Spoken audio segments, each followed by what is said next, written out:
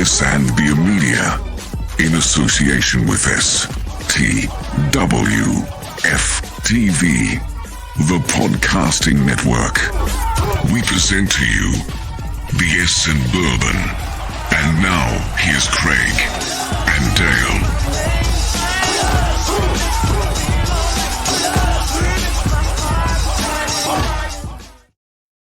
Oh yeah, Craig. Still off season, but we are There reviewing. is no off season, Dale. There is no off season.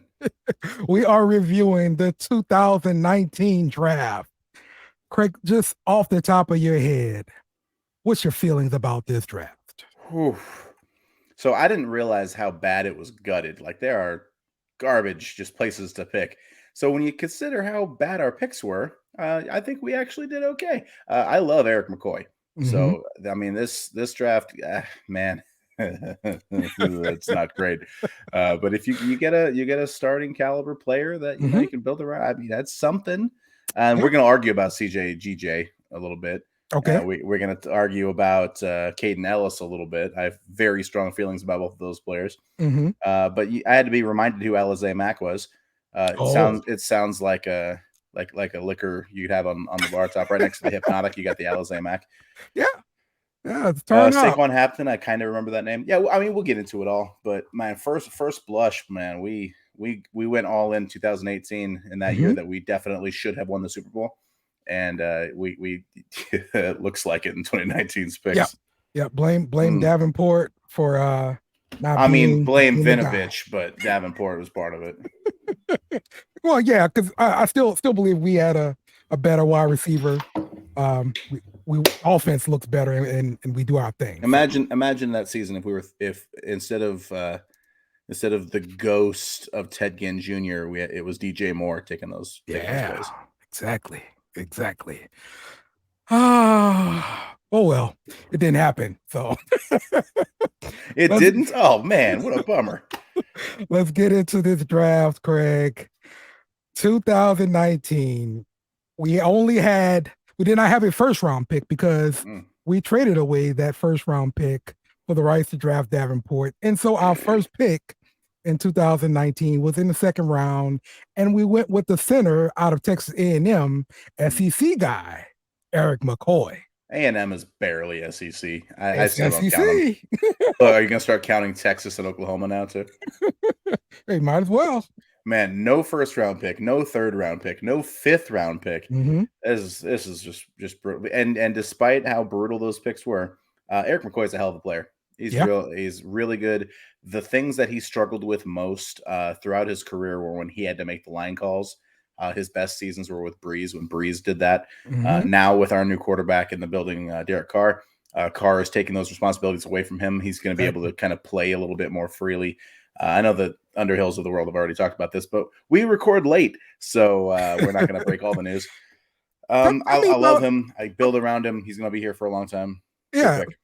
Tell me about making line calls as a center.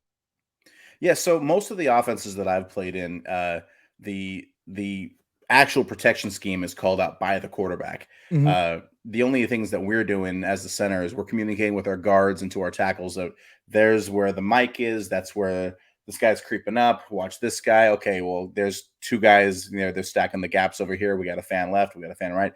But the actual structure of how we're doing it, you know, whether we're collapsing one side, keeping the line flat over here, that's dictated by, originally from the coach on the sideline, but the quarterback is making those adjustments and making those calls. When the center does that for himself, it's not necessarily that he doesn't know what he's doing, it's that he doesn't have the same vantage point. He's not going to see everything as well. Some centers are really good at it. There's some centers can kind of see everything, from their perspective, but it is a lot harder when you're squat down, with 300-pound monsters on each side of you, a nose tackle breathing in your face mask, and you got to make sure that you can see, okay, well, I see this guy over here. All right, that outside backer is up on the line. He's outside the tackle. Hopefully my tackle is communicating down the line to me so that I can kind of dictate all that. When you're a quarterback and you're in the shotgun, you can see all of it much easier. And if you have the kind of guy that can manage that, like the Breezes of the world, like the Bradys, where all these great players that were able to navigate that, it just makes the O-line's job a lot easier. They can focus more on beating their guy, sealing the edge, doing all these things, as opposed to, coaching while playing. Yeah. Okay. Well, look, it's a starter. He's still a cornerstone of the team, and you got him in the second round. I mean, that seems to be a steal to me. So great pick, fantastic pick. So the next pick, CJ Johnson. This was a 4th round pick. He could have still been a guy who we were relying on this year to be, a cornerstone of the team. But, we had some stuff go on last year where we won a new contract and everything like that. And so we ended up trading him, but he was still a critical part of the Philadelphia team. I mean, a good player. So I think it was a good draft pick. Just overall thoughts about CJ here, man. So I don't think that he's a bad pick because he ended up being, he's a 4th round pick. He ended up being okay. Yeah. I disagree wildly about how valuable he was to the Saints. He didn't start for the Saints. He was the slot guy. So he was the 3rd corner or 3rd safety, whatever you want to call him. He didn't win any of the safety jobs. He didn't win any of the corner jobs. He was used a lot better in Philadelphia, to be honest with you. That's when he really succeeded in Philly. They were able to kind of line him up and let him do what he was good at. Why do you say not a starter? Because I mean, he played in the slot, and that and we usually have a 3rd guy out there. But I mean, if you look at it on paper in a base defense, he's okay. I guess technically a starter, but he was never going to be a shutdown corner. He was never going to be our free safety that was going to take the ball away. He was a good player at what he did, but he was never worth the headache. He was never worth getting punched in the face by his own teammates. I mean, he was always a problem, and it kind of only boiled over when he wasn't getting the money, and then he kind of took it out on everybody. Right. But man, he was good at what he did, but I was never as upset about losing him as everyone else was. So, you almost got nothing for him. Yeah, because he needed to get out. Once a player wants out, your leverage is gone. You're never going to get a 3rd round pick for him. Yeah. That's it. Yeah, it sucks. We didn't really get much back for him, but that is what it is. But solid draft pick still. The pick itself is fine. It's a good pick. Yeah. Let's go to the next one, and the next pick is Saquon Hampton. This is a safety out of Rutgers, and this was a 6th round pick. Of course, he's no longer in the NFL. He is now playing for the New Orleans Breakers, actually. Is he really? So, that's cool. That's cool. I didn't know that. Yeah, so with the Breakers, and I guess that's good for them, right? Yeah. Staying home. And it's cool. Hometown guy, kind of. That's fun. You see what the Saints did wrong here is that 6th round pick, they picked a guy from Rutgers. No, that would be the mistake that they made. Yeah. I agree there. Rutgers. All right. So for me, you want to get somebody who played either elite competition or went to a really small school, and you're looking for a diamond in the rough. Rutgers is too big to be the small school diamond in the rough, and it's too small to be a legit school. It's like exactly the purgatory level of you don't get good players there. Yep. So definitely, I'm going to say, hey, that's a bad pick. I mean, it's a 6th round pick that didn't end up making the team. It's not even a bad pick. This draft is so much different than the 2018 draft for me, because 18, we traded up. We got the 2 1st round picks that we used on that player that I don't want to talk about anymore because it makes me tired. And this one, I think we did pretty well, all things considered, of who we pulled out of this pick. I mean, a 2, a 4, a 6, and 2 7s. That was our whole draft. That's garbage. That is terrible. That is Bucky's brisket level terrible. And the fact that we pulled eventually 3 starters out of that, I mean, that's pretty impressive if you're being honest. I mean, this draft is hurt by the amount of picks that we had and the level of those picks. It's not hurt by the selections. I don't think that any of these are bad picks. You're gonna stop slandering Bucky's brisket, bro. Until I get a good Bucky sandwich, I'm gonna slander the hell out of that gas station. Y'all send us something on Twitter let Craig know he's wrong about Bucky's brisket. Okay. If you love Bucky's brisket, you find me on Twitter and explain to me that you don't know how to taste good food. All right. The next pick here, we're looking at Alize Mack.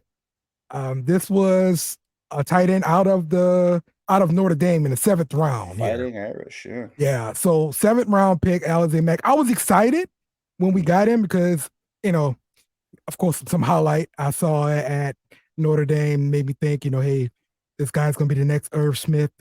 I mean, it helps that Notre Dame plays like 3 good teams per year. Yeah. And when they play their other 7 tune-up games, yeah, they're able to post a lot of stats. God, I hate Notre Dame. Yeah, I mean, it was one of those things. Like it was an upside kind of draft pick. Again, 7th round pick right. Number 231. Yeah. What do you want from me? It didn't pan out. It's not a bad pick. You took a swing. I want Colston. That's what I want. You want a Colston every 7th round. You want the best 7th round pick ever. Every right. Round. That's what I want. Right? Okay, I'm not asking for too much. Okay. Okay, sure. Yeah. You're asking for fine brisket at a gas station. That's what you're asking for. But if I'm not mistaken, Alize Mack is still in the NFL. I want to say he's playing for the Titans right now. Is that a fact? Let me double check that. Alize Mack. It's a smooth name.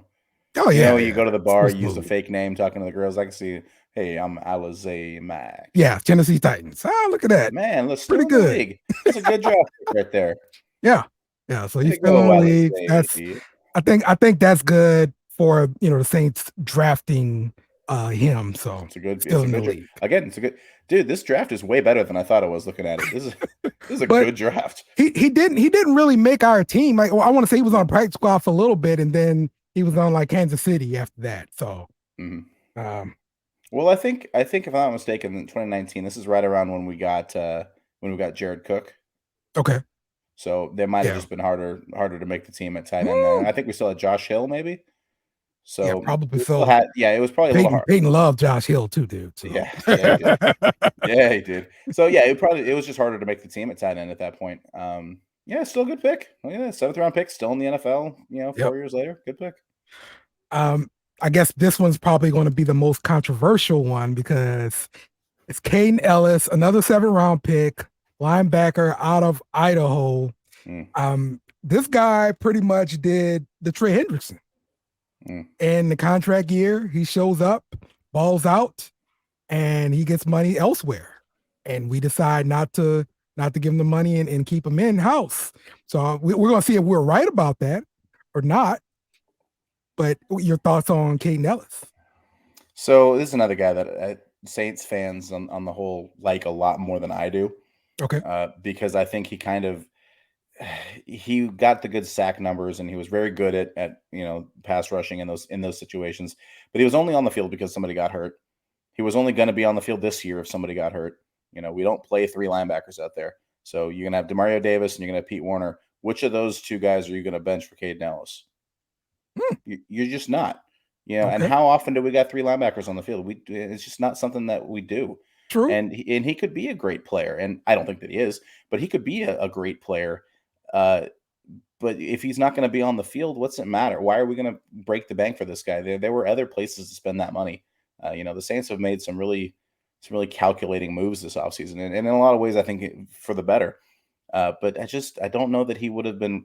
Atlanta absolutely overpaid for the guy. Yeah. They're going to be putting him on trying to cover Alvin Kamara out of the backfield next year. And you think that's how they're going to try to use him instead of like blitzing him? I mean, you can blitz him every play. Is that what they're going to try to do with him? Because that's the only thing he knows how to do. That's how he got paid. Right? Well, they paid him as a starter. You can't blitz him every play. If he's going to be a starter, he's going to be on the field, right? Listen, Dennis Allen figured out how to use him last year, and I think you want to continue with what he did last year. So blitz him every play because he's garbage at everything else. He's not garbage. He was okay last year. He wasn't a bad player. Maybe we should have done that with Bond to begin with. Well, Bond is in the next. This is his year to be the next Caden Ellis, Trey Hendrickson. So maybe Bond makes the jump this year and does the exact same thing. They're the same kind of guy, right? They were both pass rushers that we moved to linebacker, and then Caden Ellis was only good when what did we do? We had him rush the passer again. Yeah. All you got to do. We moved him into a linebacker, and then we made him a linebacker that rushed the passer. All you got to do is insert a white linebacker at this position and let him rush the passer, and then boom, you get sacks. That's how I don't it know, works. man. Bond's got a little more pigment going on than Ellis did. Ellis whiter than me. I don't know about all that. You don't think he could do it? That's what you're saying. I think he's too athletic. He doesn't have enough moxie. Not enough moxie for Bond. Okay, I got you. Okay, well, that's going to wrap up our all right, 20... before we move on, good pick, though. 7th round pick. They just got a big second contract to go to a division rival. It's a good pick. Yeah, so I mean, looking at it then, sure. So Eric McCoy, good pick. CJ Gardner-Johnson, most people other than me are going to say good pick, right? Saquon Hampton still playing for the Breakers, but okay, we missed on that one. Right. But Alize Mack still in the league. Good pick. Caden Ellis still in the league. Good pick. That's a solid draft, all things considered. Okay. Not all of them are playing for us, but like those players are, 4 out of 5 are in the league right now. So then that's the issue. We only have one of these guys still playing for the team right now. Yeah. And that's our problem. But then again, looking down the list, so CJ GJ, he didn't want to be here. That's a different discussion. Hampton, safety. We got safeties. Alize Mack, he's not better than the tight ends we have. Caden Ellis, same conversation we just had. Do you need any of these guys still on your team? We got the one we need is McCoy, and we still have him. Okay. I don't know. I feel good. I feel way better about this draft right now than I thought I did coming into this. I looked at this list and I was about to cry. But that's those late picks I'm sorry, anything between the 4th round and 7th round. Those are your guys that you're building your depth with. And if those guys can remain on your team, especially at a second depth contract, or their gambles. It's some of these guys, especially like Mac. They were going for a home run. He turned out okay, and okay wasn't good enough to make the team. Are you really shooting for a home run in the 7th round? At that point, you just want a guy to make the team. Well, but I think that's why you pick a guy like that in the 7th round. You don't assume a 7th round pick makes the team. You pick a 7th round pick that has a huge upside that you think you can unlock. Otherwise, what are you doing? Or you can just look to build depth in your special teams. That's the first thing we hear about a guy getting drafted in the 6th, 7th round, special teams.